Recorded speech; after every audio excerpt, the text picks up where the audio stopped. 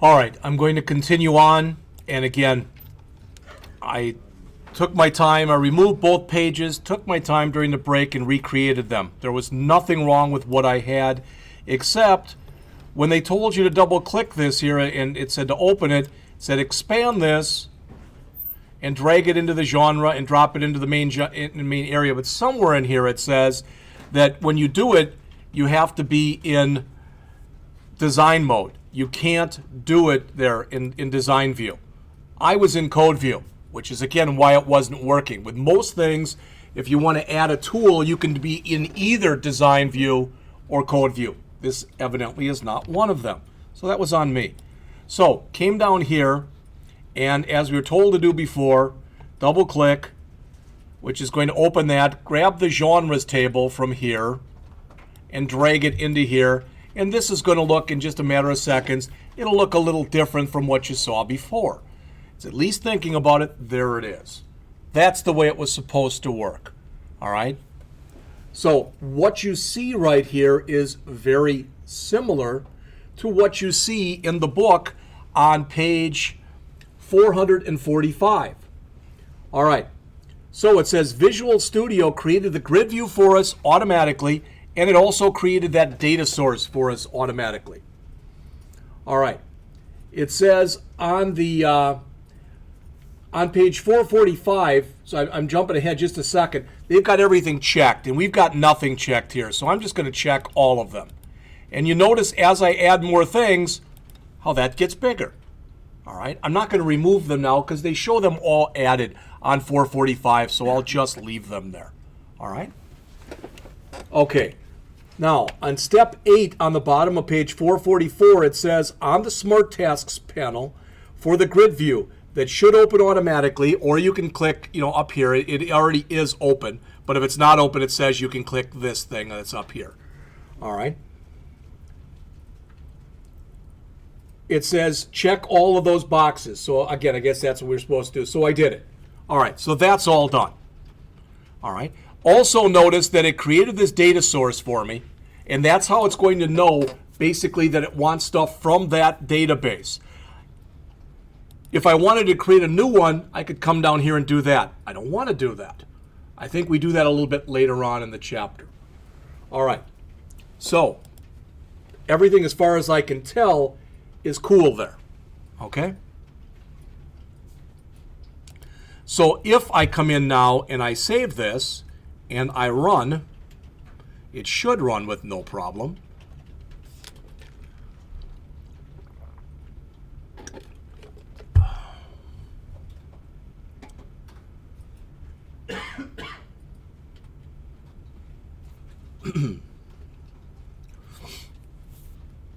Notice we're under management and we're on the genres page.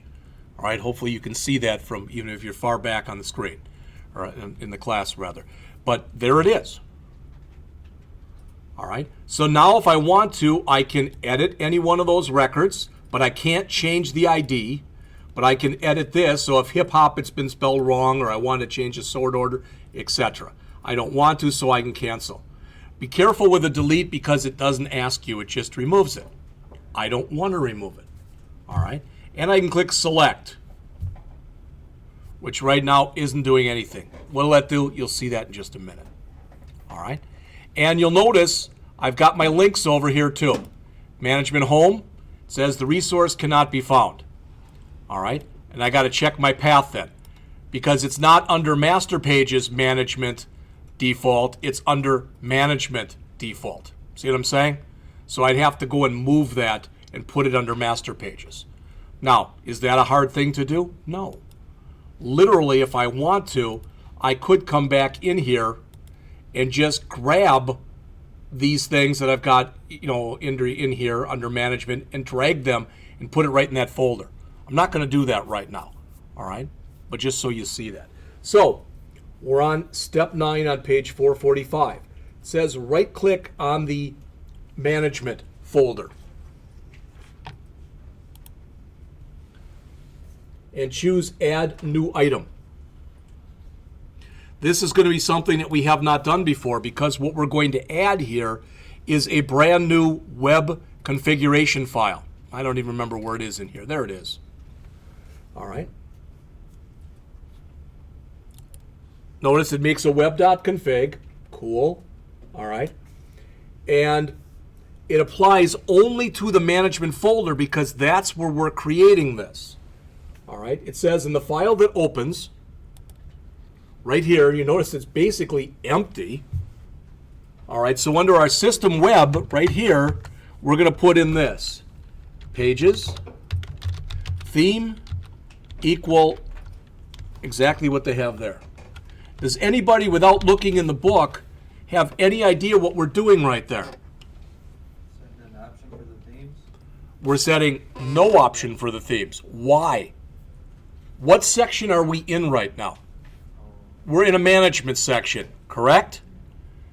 And what we don't want to do, all right, what we don't want to do here is we don't want the typical look and feel. So we're turning off the built-in theme that we have for it. All right? We can either add our own or have no theme. Now, I'm going to come in here when we get done today. All right? I'm going to come in and I'm literally going to grab this management folder here and I'm going to drag it into there. But just in case it screws up, what I'm going to do is instead of grabbing it and dragging it in, I'm going to make a copy of it. So if for some reason it gets hosed, I can go back to what I had. All right? When I get all finished at the end of the period today, I'm going to save this. And I don't know, considering we're playing with databases and stuff, if you're going to have any problems with it, but I'm going to take the folder and I'm going to copy it over to the 152, 161 in-class folder under the 11-10-2015 folder. So that stuff will all be there. All right. So it says save all your changes and then request the genre page. We already did that. It says you should see the genre, all the genres from the genre table. You saw that in figure 13.5 on page 446. So that's not new. Again, if you didn't realize this before, and I want you to see it, all right, if I run this, this is something I mentioned to you, but I did not demonstrate it for you.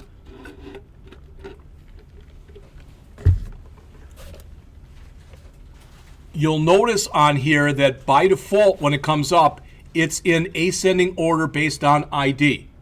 Why? Because ID is the primary key, right? Well, if I click on here, now it's in alphabetic order. If I click on here again, now it's in reverse alphabetic order. So all these that are up here, I can put these in any order I want, in ascending or descending order based on any of the fields. It is also possible that you can turn that off if you want to. All right, so if you want to turn that off for a certain field, maybe I don't want you to be able to sort on a certain field. Or maybe what I want to do is I want to let you sort on 3 fields at a time. City, state, zip. Make sense? So I can combine these if I want to basically for the sort order into one field. We see that in later chapters. All right?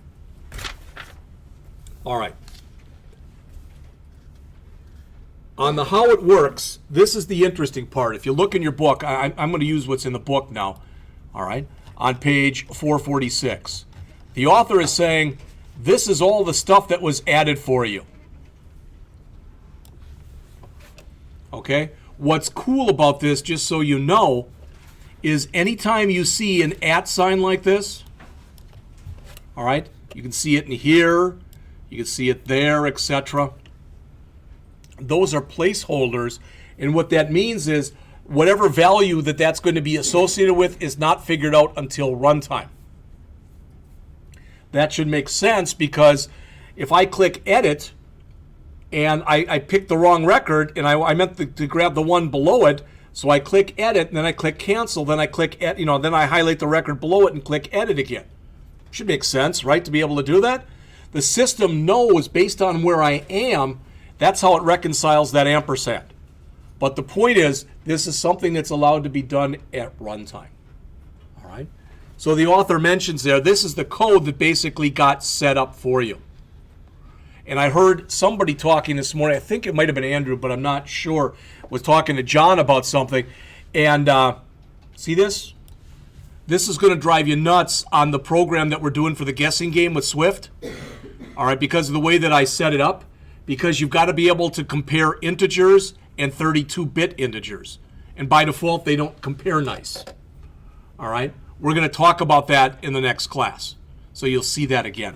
But the point is, what it's done over here is it's smart enough to say, oh, that's an integer field and it's a 32-bit integer. Why does that matter? Because a 32-bit integer has a range of -4 billion plus to +4 billion plus. You probably never need anything that big in there, but just so you know that. All right.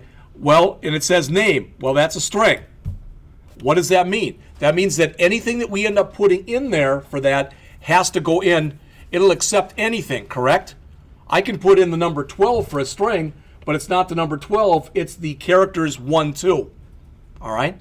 But I can't come into sort order, and I can't put Jeff in there because that would fail the test for an int 32 field. Okay? So the author goes in, if you didn't like the way I put it to you, he talks about the connection string, he talks about the fact that this is CRUD, and it contains these parameters, and that's what the @ sign is, etc. So you can read that on your own if you have a desire to do so. All right? One more thing on the bottom of page 447, as the author mentions here. The grid view has a few important attributes. It says first, there is an attribute called data key names.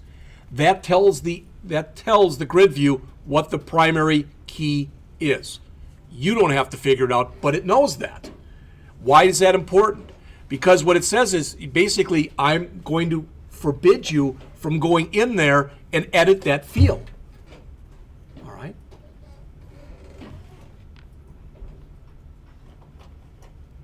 It says the data source ID points to the SQL data source that you saw later. Whereas the allow paging and allow sorting, as it says, that's all stuff for the grid view itself. All right. Now, this gets, I'm not going to lie to you, this starts, when you get more and more into this chapter, this gets pretty heavy. Because what ends up happening when you start working in this stuff is these different dialog boxes are going to start coming up. And you're able to do different things in the different dialog boxes. Right now, I think you'd all agree, if we look at this, we're getting every field. And this is like we did a select star from genre, correct? What if we don't want that? What if we could give a rat's butt about the ID? We don't care. All right? Well, then what we'd have to do is instead of saying select star, we'd have to say select name. Maybe we want the sort order first.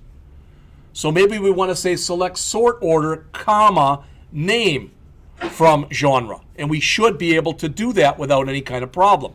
Well, that's what the author starts talking about next. All right? And the reason that that's important is, again, it's going to open up a bunch of different dialog boxes when you work in here. And they're not the easiest thing in the world to work with. All right? I mean, one thing I thought of doing for this entire class was just saying, let's just walk through every chapter of this book. But I didn't know if that would be a good thing or a bad thing.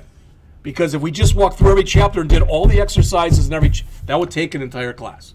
We would get nothing else done. All right. Now, maybe you'd have a better understanding than what you have right now. I don't know. But then basically everybody who just just grabbed the completed file from the book and turned it in would get an A. That's not the way courses are supposed to work. There are plenty of instructors here, that's how they work, but that's not how courses are supposed to work. All right? And before you raise your hand and go, yeah, but that'd be okay in this class. Well, that's not the way we did it. All right? All right, the author gives an example here of how you used that parameter right there. So it says delete from genre where ID equals @ID. And what that means is if I were to go and grab one of those fields that we just saw in that genre table, let's say it was grunge, and I click the delete button, then it would know that @ID was the ID that mapped up with the name grunge. That's exactly what it's saying in there. Because let's face it, if I'm going through this,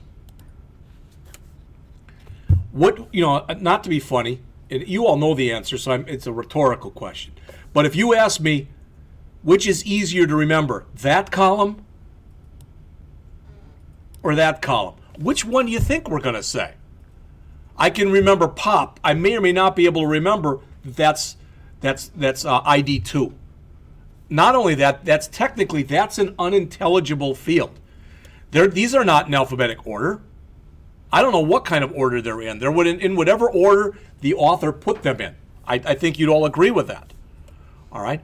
So we don't really care about the ID, except what it's doing is it's our unique record identifier for everything else that follows. All right? So the system at runtime is basing everything that it's doing off of that column right there. But we don't really care. We care about the column that's right here. Typically, that's what we're going to care about, is that one. Okay? And that's kind of what he's saying in here. Again, I'm not using his words, but that's pretty much what's going on. All right. Then on 448 here, the author says, under the columns element, you see a number of fields set up. First, you see a command field. Okay? Well, let's go back and look at some code.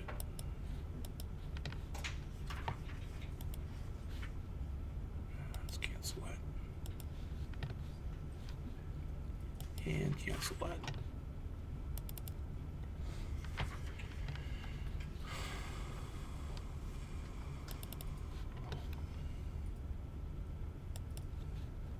This is the code that he's talking about right here. All right? And some of the things that are important. Well, this connection string. This is set up for us automatically. Also, if you notice with this connection string, and the author will talk about it, so I'm jumping ahead a little bit. Do you see how it starts with this? Everybody see that? Where you've got, it's in yellow up there? Where else do you see that? I'm asking you, where else on this page do you see that? At the top of the page. Right there. Because when you are working in a .aspx file, but you want to be able to add code in there, you have to preface the code with this. So these are actual code directives that are in here, whoops, and that are in there. All right, so what we're doing is it's kind of like we're in an HTML page and we're throwing some PHP in there. So when we do that in a PHP page, what do we have to do? We have to put in our PHP tags, correct? It's kind of the same thing that we're doing right here. All right, if that helps. Now, what I like about what the author says here, and it may or may not make a lot of sense, I don't know. But the author mentions here on the bottom half of page 48, it says, to give you an idea of how all this works together, here's a rundown of the events that took place. So we're at the genres page, and we edited a single genre. So let's suppose that we highlight the record that has grunge in it, whatever that ID is. Let's say it's ID 6. I don't care. All right? So it says, you request the page in the browser, and the page begins its life cycle. The grid view knows what it's supposed to set up and what it's supposed to retrieve. All right? And it grabs the ID that's associated with that particular one. But before it does that, it's got to build the whole thing. So in other words, I'm coming in here and I want grunge. I want that one that you see right there in blue. But the system, before it can give me that, has got to show me all of them so that I can pick out the one I want. All right, you could say, well, yeah, but you put a where statement in it. Yeah, because if I don't put a where statement in there, this is what I get, correct? But when I do a delete, you already know this. If I say delete from genres, what's the problem? No. If I say delete from genres, what does it do? It deletes everything. I don't want that.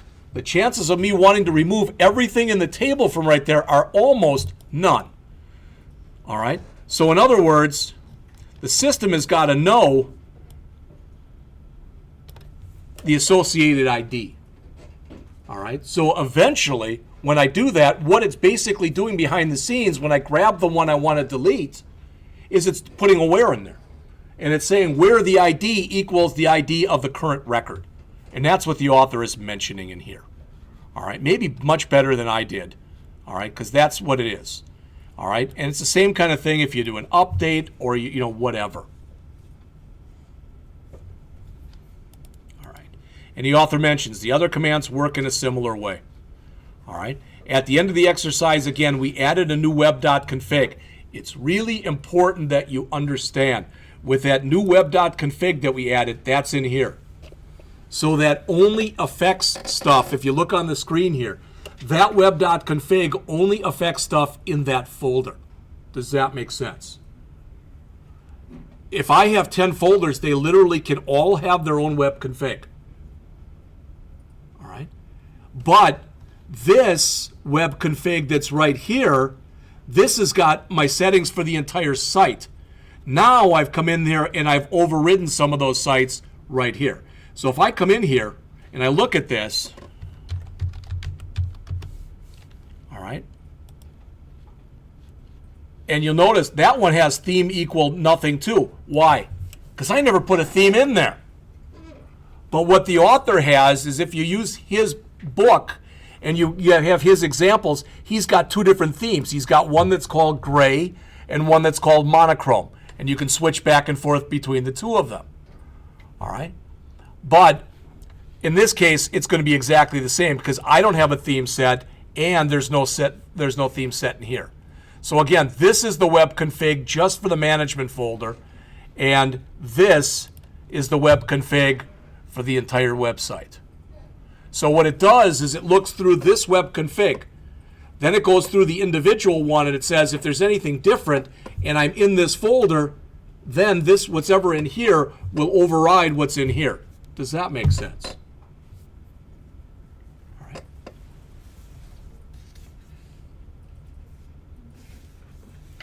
right. All right, let's see if we can get through one more exercise in here before we call it a period. Remember, next class is a lab. So if you need to breathe, all right, you can do it then. All right. The next one, on the middle of page 449, inserting data with details view. As it says, just as displaying, updating, deleting is pretty easy, so is inserting data with a details view control. All right, I'm not going to read this to you. It says it's got a lot of different stuff you can do with it. All right, including a header template and a footer template and a pager template. What that means is you can customize this control once you create it.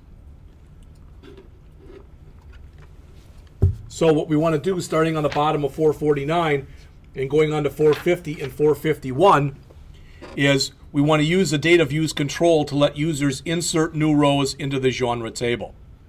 All right. So as it says, like the first exercise, this one requires no coding. It's just dragging and dropping some controls, setting some properties. All right. So I'm just going to follow the steps, but I want to follow them in the code here. All right, I'm going to close some of this stuff. I don't need the web config here. I don't need the CS file here. I don't even need to save that. I don't need the web config here. The genres I'll need. I'll keep all the rest of this stuff open, except I got two defaults open, so I'm going to close one of them. All right, so I'm on page 450. Go back to the genres.aspx page in Visual Studio. That's where I am. It says make sure that you're in design mode. All right. Now, it says drag and drop a details view control from the data category of the toolbox. And you're like, well, where the hell? I don't even have a toolbox. Remember, you can always view and go down and find your toolbox. And there it is. All right. And I'm going to pin it. I click the pin button here. All right.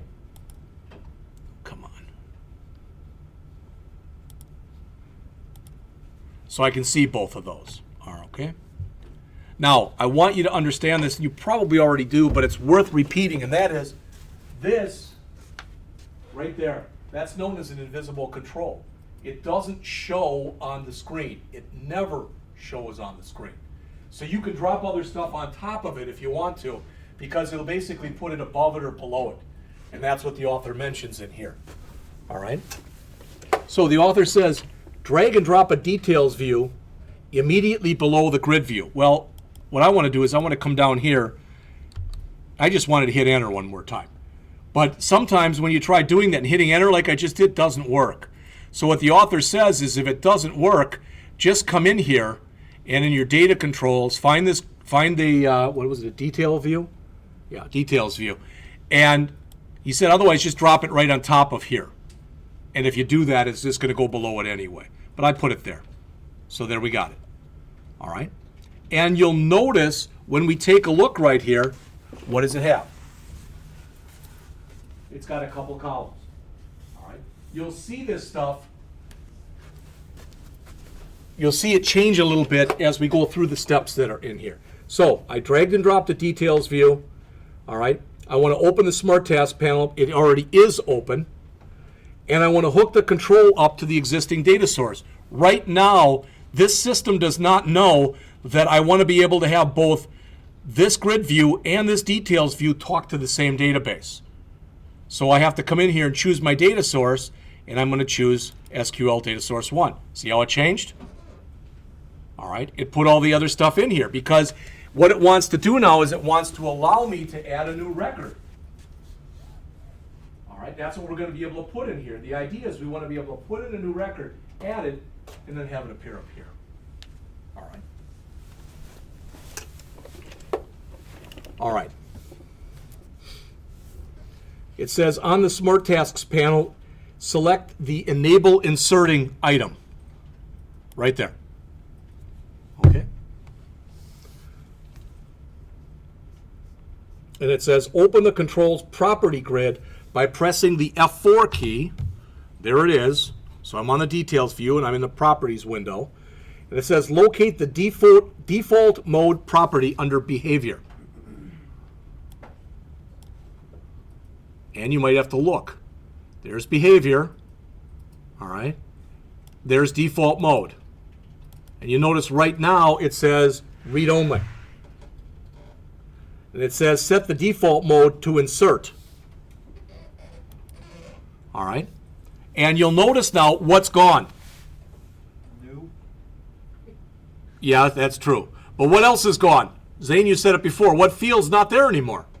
The ID. The ID field's gone because it's an auto increment or an identity field. So it's not letting us screw up by trying to add in an existing ID. It'll create one for us. All right. And if we go in there and we look at this, so if we come over here, come down to the bottom here, and we change down here, I don't want to do that. I want to move. There we go. If I go back in here into source mode, this is what the author has just mentioned. That's the code that was just added by putting that in there. All right. So it says if you don't see the 3 bound field elements, yeah, we'll see all that. But let's do this. Let's save, and let's run the program.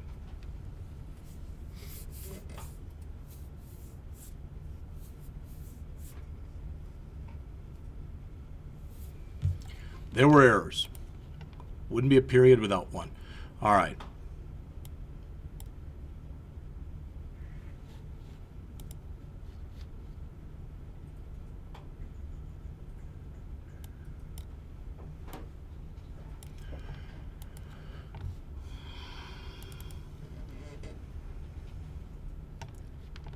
Could be fun. Are you missing an assembly reference? Selecting no extension. Accepting the first argument of that.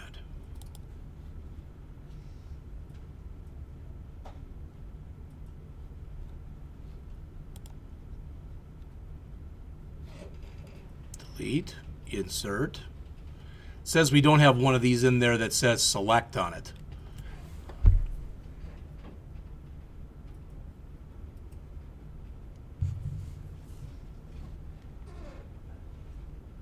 Trying to figure out why we would need one. But there's nothing that was put in there. I could manually add it, but the chance of me copying this, putting it in there, and just changing the update to select and having it work and make that error go away is almost, it ain't going to happen. But I'm going to try it anyway, because why should that stop me?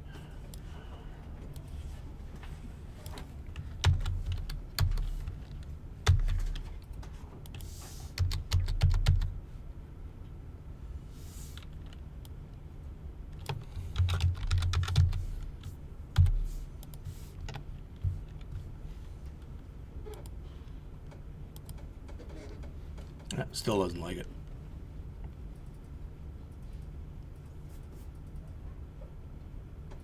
So I'll have to try to figure out what that error is, because I don't know what that error is. But somewhere in here, it doesn't like the fact that there's no select. And even when I manually tried to put it in, I could put it at the beginning, but I don't think that's going to do diddly.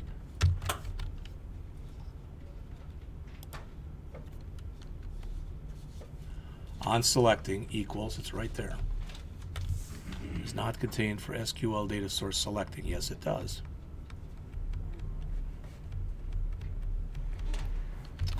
So I have not seen that error before, but ideally what would have happened if you look up on the screen here, not if, but when we get it to work, it'll look like this. So I can come down here, they ask you to come in and type in disco or something into the name, type in something else into the sort order, and click insert. Remember that this is 2 pages long, so you're going to have to go to the second page because it's putting them in an ID order. That all makes sense? So before next class, I will try to figure out why I got that error, because I had not seen that one before. And I guess we pick it up there next time. All right?